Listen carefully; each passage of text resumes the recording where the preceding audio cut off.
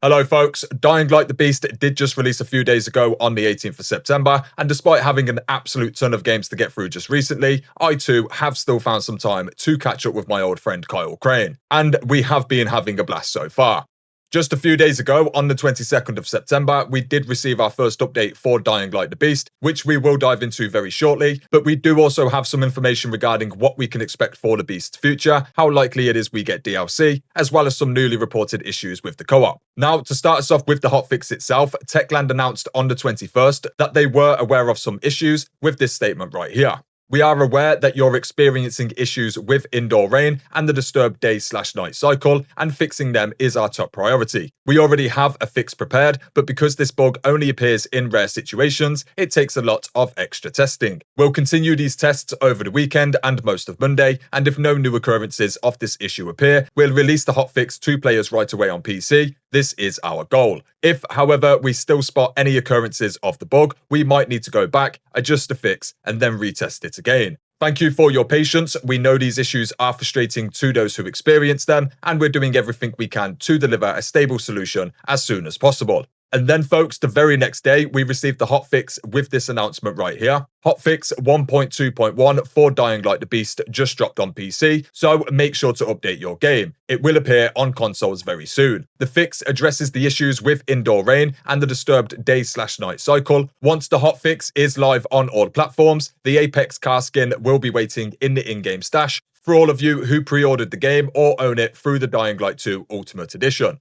Thank you for your patience and ongoing feedback. So, as things currently stand, it was first live on PC, but is now live for consoles too. I have covered this a few times before, but in a nutshell, Steam has integrated systems in place that allows developers to upload patches very easily and quickly, usually resulting in PC versions being updated more often and sooner than consoles. Consoles, however, require that the devs first send the update over to the likes of Microsoft and Sony first, and once it's been approved, it can then go live. And this is mostly due to unchecked updates potentially affecting the console itself, and not just the actual game. Anyway, this hotfix is quite small and doesn't include anything outside of actual fixes, but we can very much expect more from this game through the foreseeable future. What we do know currently is Techland plan to update the game with overall polish and endgame content, as they previously did with Dying Light 1. They have not confirmed what could possibly be on the horizon for future DLC, but it is almost a guarantee that we will get some. Just looking at the sales numbers and general positive hype surrounding the game currently,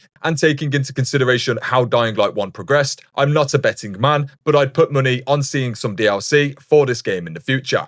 Now, funnily enough, I played Dying Light 1 at launch and must have completed the game on a fair few different occasions throughout the years, but due to the lead up to Dying Light 2, how it was then received, and various other circumstances, I just never got around to playing it. So you can imagine my delight when I dived into the Beast and quickly realised it was a direct sequel to the first game, and none of Dying Light 2 was covered in the Story So Far segment. The more I've researched, the more I've seen that a lot of folks feel a very similar way, commenting that this game feels like the true successor to the first game, and that Dying Light 2 pales in comparison to what the Beast has delivered. I naturally can't comment on Dying Light 2, but it is a very common statement I'm seeing almost everywhere. This shows across the board in both critic and player reviews too. We have an 89% positive review score on Steam so far, and that's based on over 22,000 reviews. Metacritic has it at 79, based on 54 critic reviews, and then 81% of them are positive. And then, to add to all of this, it was announced just a few days ago that it has already sold over 1.5 million copies so far, which will likely have recuperated all costs, and then some. All of this is to say, it's almost guaranteed that we will see some sizable developments and DLC installments for Dying Light the Beast. The first game had a handful of content added to the endgame, as well as an entire new DLC region with vehicles, new weapons, missions, etc. And Techland have already stated they are working on similar endgame content for the Beast already.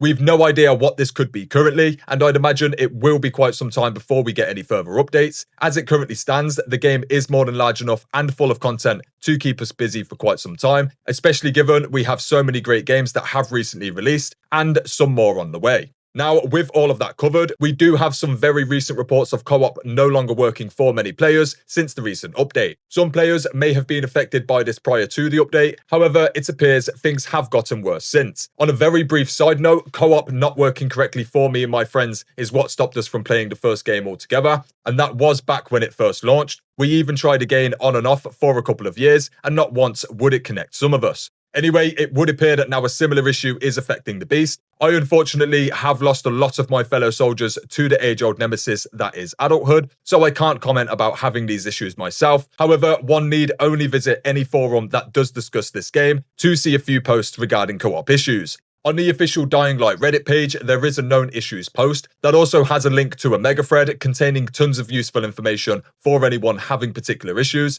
And to list off the main issues that the devs are currently aware of, we have day/night being always on/indoor rain issue. The issues with indoor rain and the disturbed day/night cycle have now been fixed with our latest hotfix, which is now live. We hope this improves your experience going forward. Lost connection window keeps appearing. Change online game privacy setting from public to single player. Selection wheel blocking moveset and the FPS drops are both being worked on, whilst the indestructible doors can be fixed by restarting the game or using a sleeping bag, and the upgrading items lowering their damage is currently being worked on. And then finally, for the Dying Light Outpost website unresponsive, we are aware that some users are experiencing problems with logging into Dying Light Outpost and claiming their rewards. We've got our team on it and are working on solving the issue. For now, rest assured that all of your Twitch drops, pre-order bonuses, deluxe edition items, dockets, and all of the rewards are safely stored. If you can't access them right away, you do not need to reload or unlink your account. You will be able to claim them later. Now, we have no direct mention of co-op being recognised and worked on currently, so it may be that things have spiked since the recent update, and it's just making its way onto Techland's radar now. I haven't really been able to find much about it, other than posts from individual players having that particular issue. I wouldn't like to comment for now, but I know from personal experience how much this issue plagued the first game, and how much it personally ruined mine and my buddy's experience. So all I can really say for now is I hope this is recognised and fixed a lot sooner rather than later.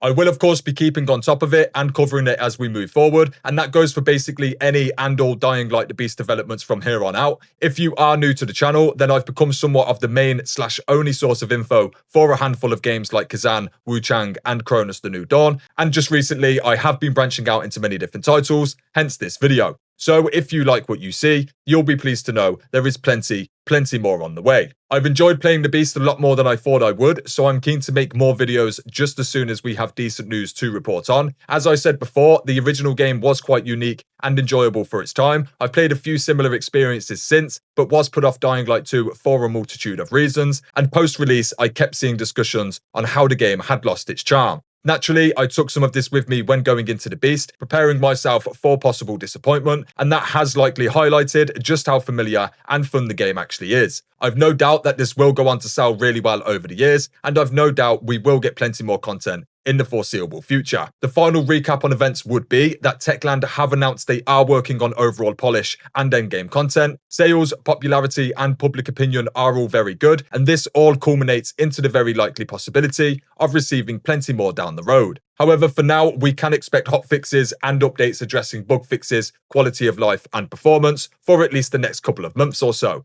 And as I previously said, I will be covering each and every last little bit of it. Anyway, that would be it for this one, folks. I'll be back over the coming days with plenty more, and I do have a range of guide and news videos on the channel already, so do feel free to stop on by and check things out. Otherwise, thanks for watching, folks, and until next time, peace.